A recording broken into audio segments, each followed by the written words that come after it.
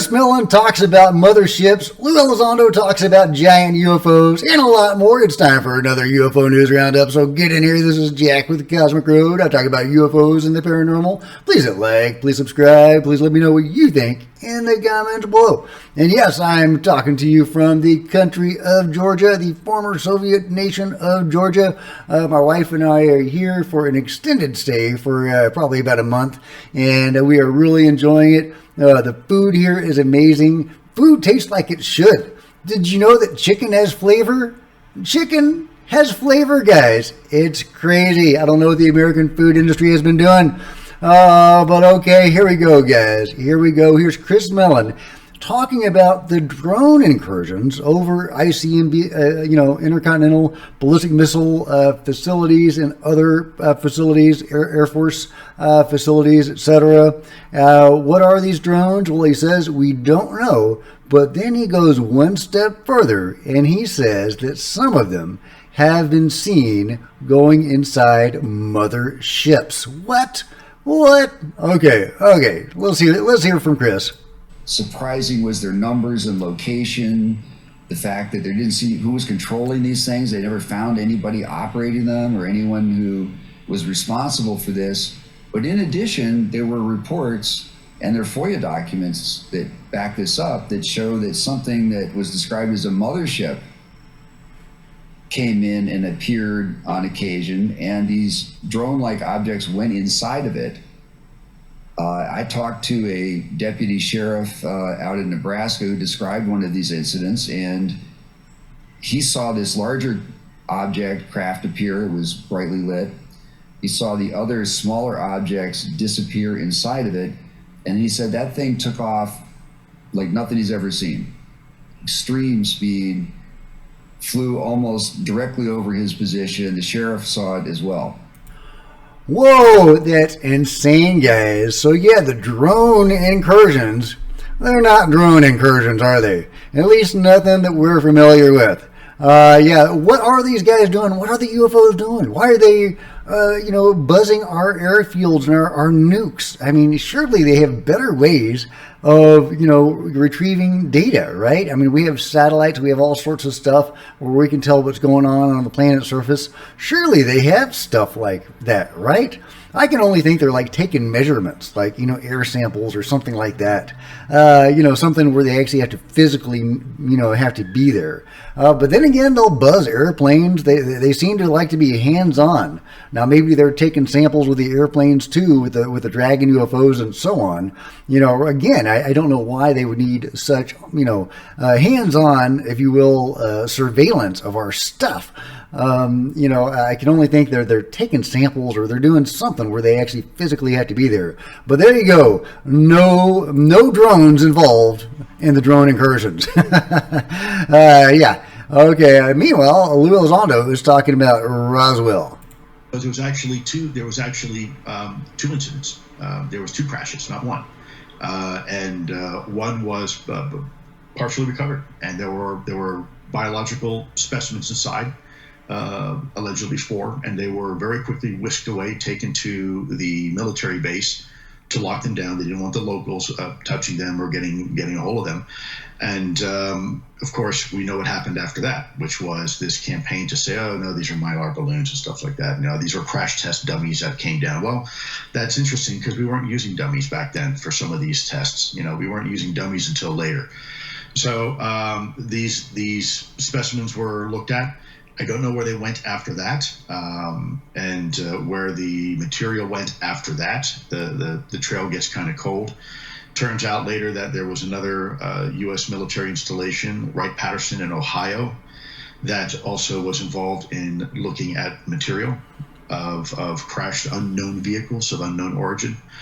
And there's even some very interesting documentation out there if you know where to find it. Again, that's completely unclassified. Anybody can look at it. There's Okay, yeah, so yeah, you can watch the full video at your leisure, and I'll link to it below. Lou also says that he's had a hands-on with some of this technology. He's handled some of the material, which is really cool. But what I found really interesting about that clip was he said, the Roswell wreckage went to Wright Pat, which had some, it seems like he was saying it had some prior experience with this stuff. So were there prior crashes? Were there a UFO crash retrieval and reverse engineering, or at least retrieval operation already in existence when Roswell happened? I think so, because we got the Mussolini UFO at the end of World War II, so we already had at least one craft. And the men in black were already in place at Roswell, silencing people.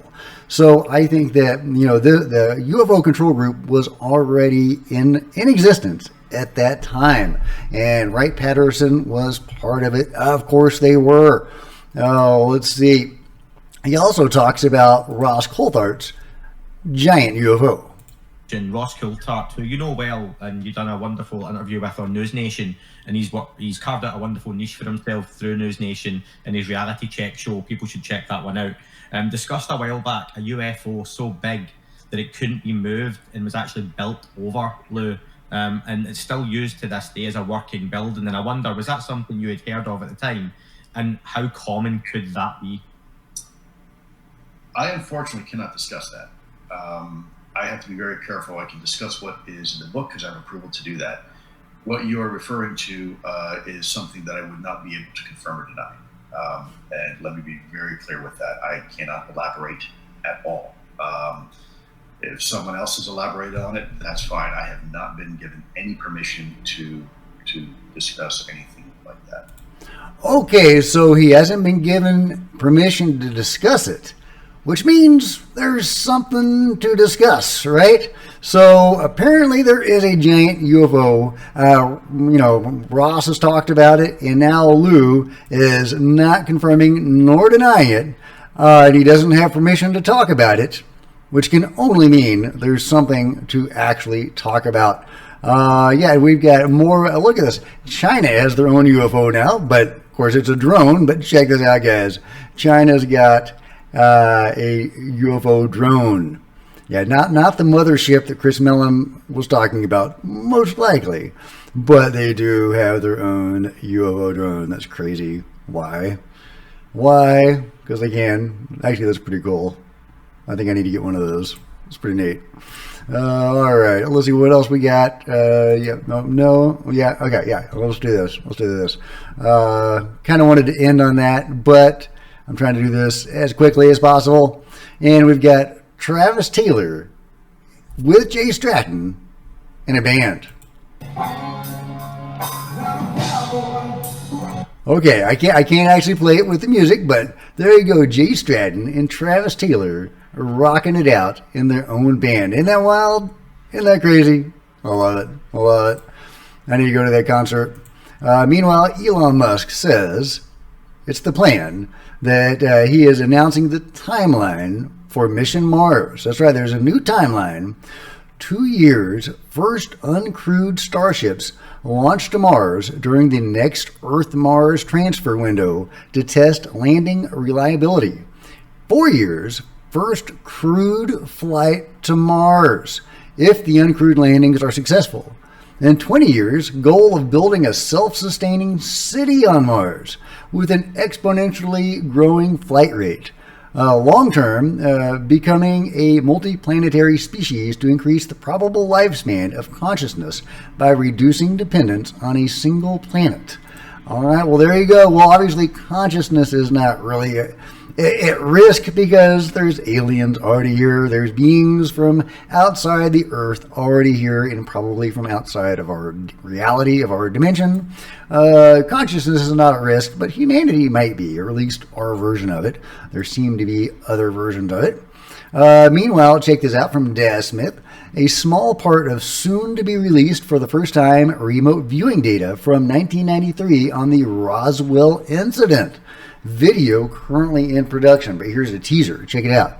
Thus, it is my sense of the data and the situation described by the viewers that the craft did exist, but that it did crash, and that its crash is not clearly attributable to the storm or some accidental misfortune of its own. Does that mean it was intentionally brought down? I mean, if humans had the ability to intentionally bring down a UFO in 1947, that's insane, guys. Data descriptions of the craft are not easy to fit together. Viewers C and D offer limited sketches showing a structured interior, somewhat circular or ovalesque with various kinds of struts, corrugated or rib-like, while the overall shape appears to have had both circular and wing-like configurations. All right, very, very good. Yeah, that is amazing. We got Lou Elizondo talking about Roswell. We got Daz Smith talking about Roswell. Meanwhile, we have several really cool UFO videos making the rounds. This is supposedly from Minnesota.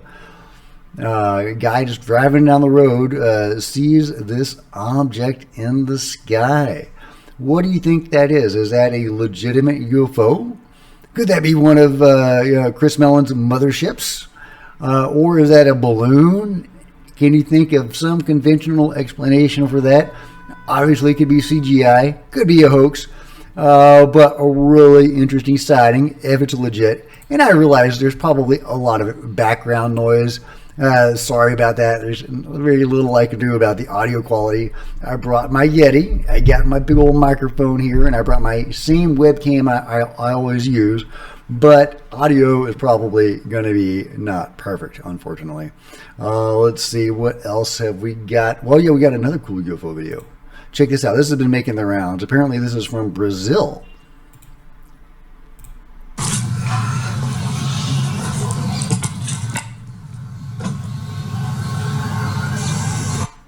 Look at that, guys. That looks very similar to the one in Minnesota, doesn't it? Could that be the same ship? I mean, really, could that be the same ship? Because you do see that sometimes on videos that come close together, in date. Sometimes it looks like it may be the same object.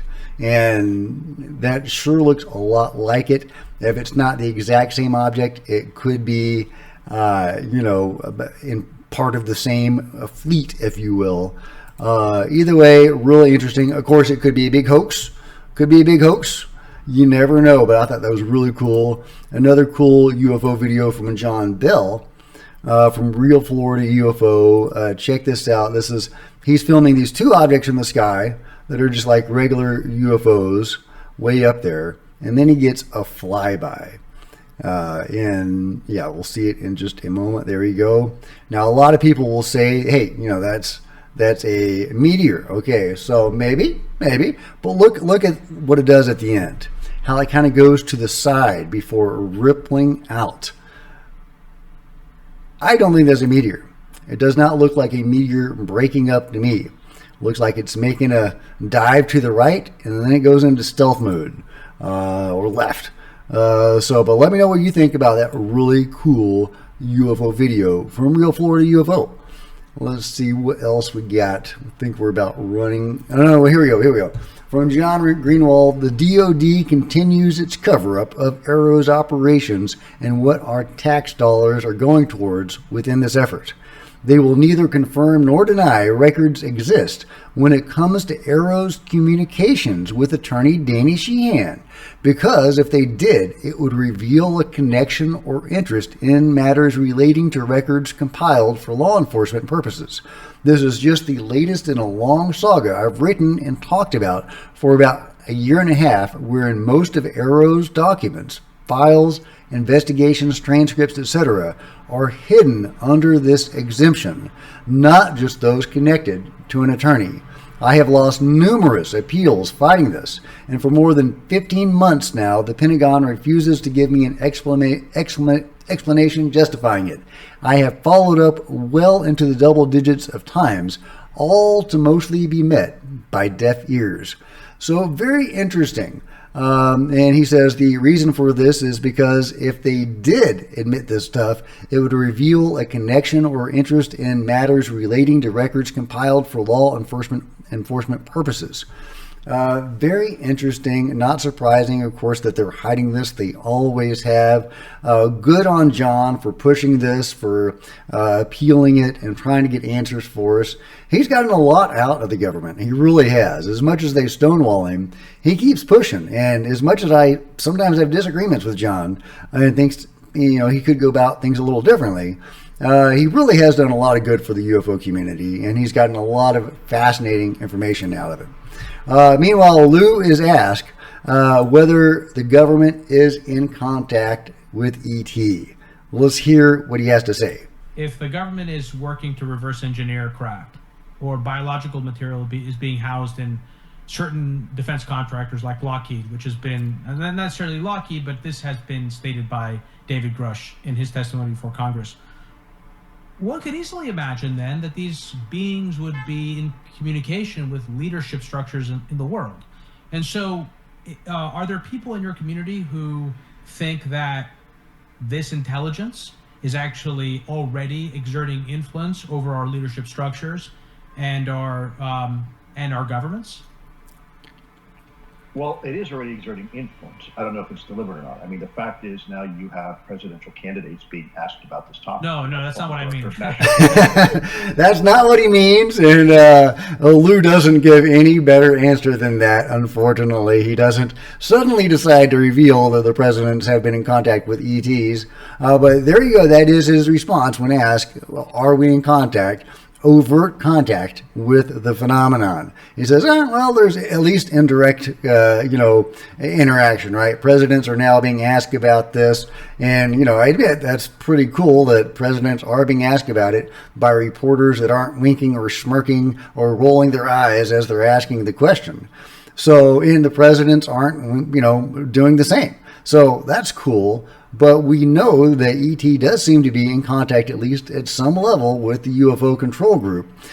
We know that from the countless experiencers who have seen government and military officials working alongside the beings during abductions. That's right. The control group has been assisting with abductions for many years. It's very troubling. It's very alarming. We don't know what their deal is with the beings. We know that they have their own craft. The UFO control group has their own craft. We don't know how much of that is responsible for some of the UFO activity we're seeing.